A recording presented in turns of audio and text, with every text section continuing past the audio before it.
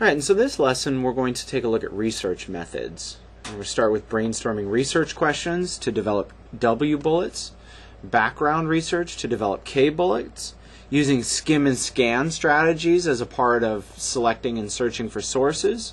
Then we're going to look at selecting and evaluating sources, and this will draw on some of the knowledge that you have from watching the CARS protocol video. We're also going to take a look at reading and research, or coming up with L and plus bullets, and rounding out our use of the KWL plus chart as a research tool.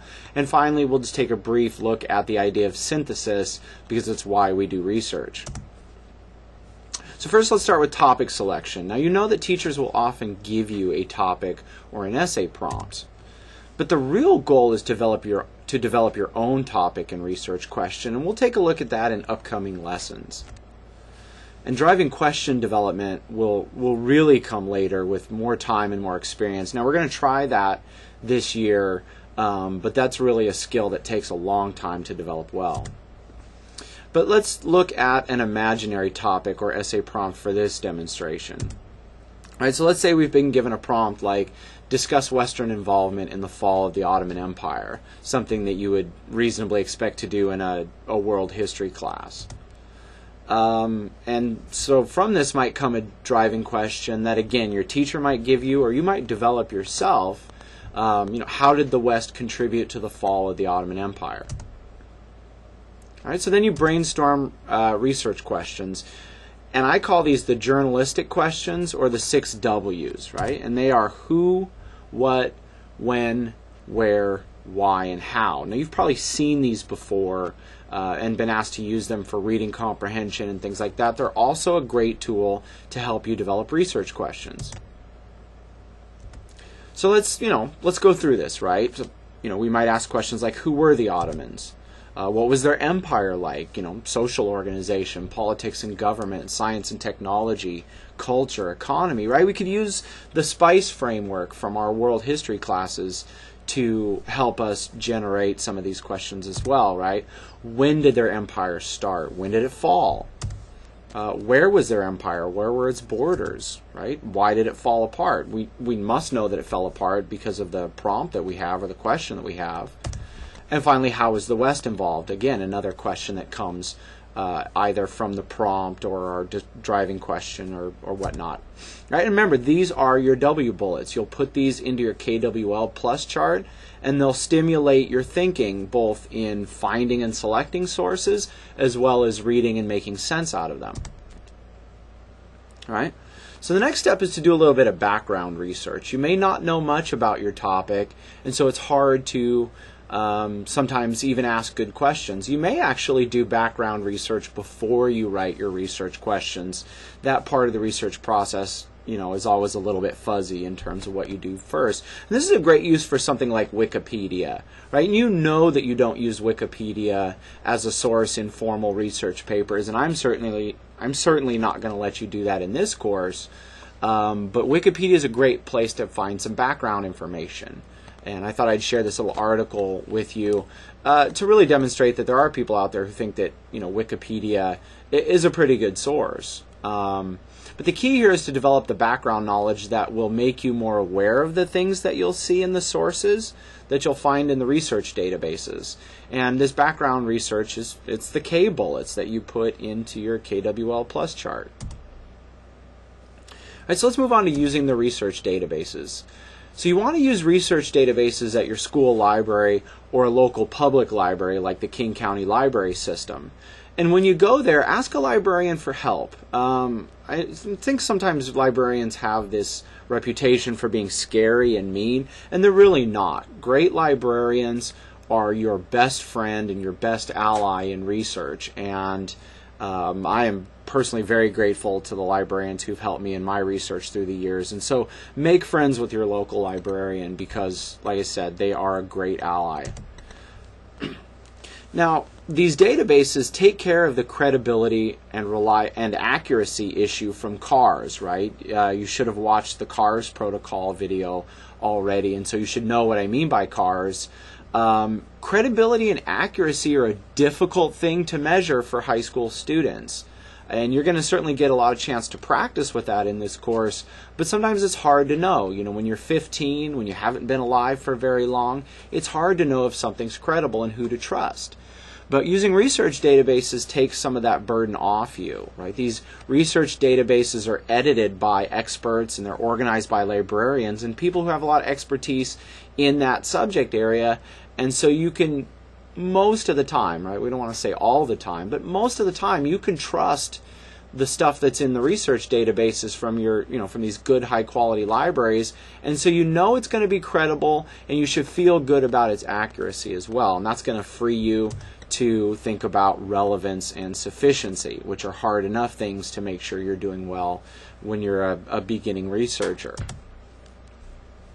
So then you move on to the actual researching, right? So you use keywords from your research questions, right? From the W bullets or the 6 W's, however you want to think about those.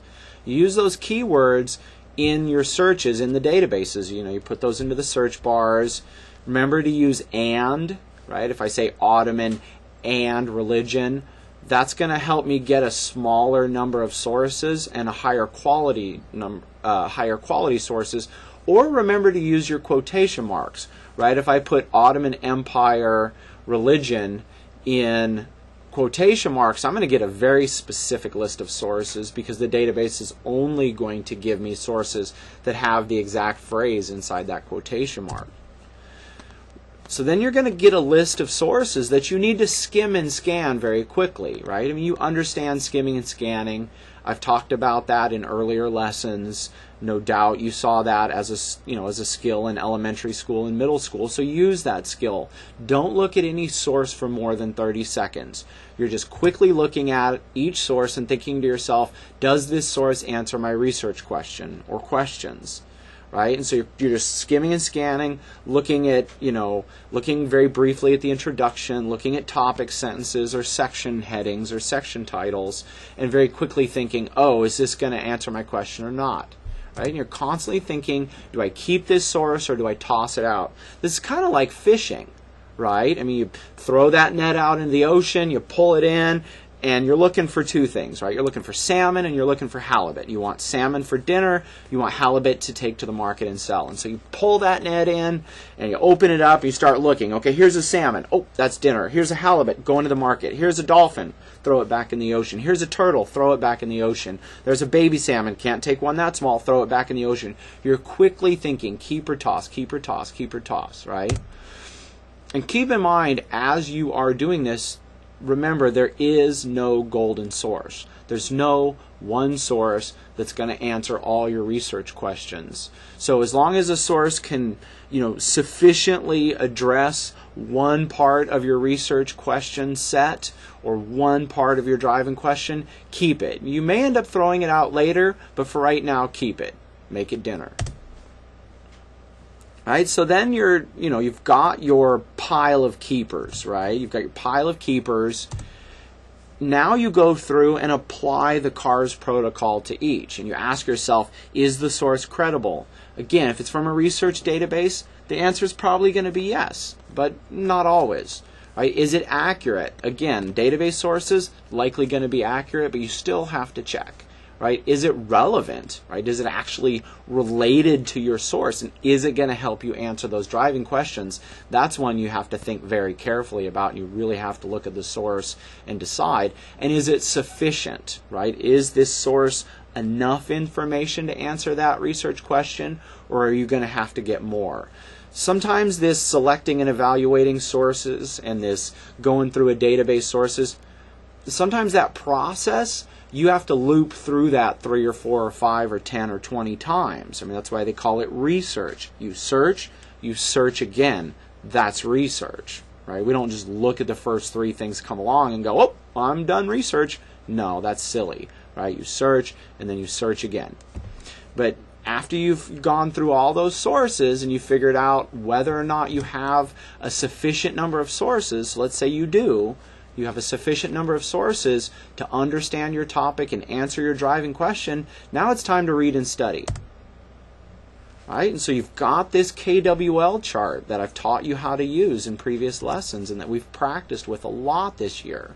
right? So you set up your KWL plus chart, make one for each source, and label each chart with the MLA Works Cited page entry information, right? The author, the title of the source, the publisher of the source, the date it was published, the place where you got it from, whether it's a book or a website, the date you found it.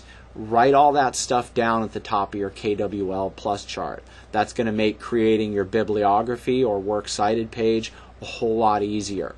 And that's going to save you a lot of time in the long run. It's going to make writing your citations easier. So make this a good habit. Stay organized. It will save time and make your life a whole lot easier. And so what do you put into that KWL plus chart, right? Your K column, that's the information from your background research. The W column, those are your research questions, your 6 Ws. Your L column, that's important evidence that you discover in your sources. And this could be words, but it could also be images, maps, graphs, music, artifacts. I don't know what kind of researcher you're going to be when you grow up, so it could be any of these things. And finally, your plus column, right? This is going to be your analysis of the evidence, your thinking, the special thing that you bring to the process, right? Because nobody thinks quite like you. Right? And so in that analysis, you make crave connections, right? Shout out to the Todd Beamer Titans out there. And you use your research questions to stimulate your analysis. You've got all those wonderful, 6W type questions. Apply those 6W's questions to the evidence in your L column, and that's going to help you do that analysis. And finally, what you're trying to do is synthesize. Remember, we do research to synthesize. Now, synthesis, right? Synthesize is a verb. Synthesize is the verb. Synthesis is the noun, right? So the noun synthesis means to take the best parts of existing stuff and stick it together to make new and better stuff, right? Because this is where new knowledge comes from. And this is how we evolve as a species. We're constantly learning from each other. We're constantly watching each other, constantly listening to each other, reading each other's writing. And we go, what's the best thing that he does? And what's the best thing that she does? And how can I put that into my knowledge and make something new here? And I got to make sure I cite them. I have to make sure I cite him. I have to make sure I cite her in my Works Cited page, to give them credit for the great work they've done. But at the end, there's something new and better that I've done. And I owe those people a debt of gratitude, but I'm also the creator of something new and better, right? And this is how you're going to become an independent, mature, adult, 21st century learner and creator. This is, how we move forward. And so that's it. Thanks for watching. And remember, this is not the only way to research, but this is a set of steps and methods that I've found to be very effective and that are going to make your life much easier as a young researcher. Thanks.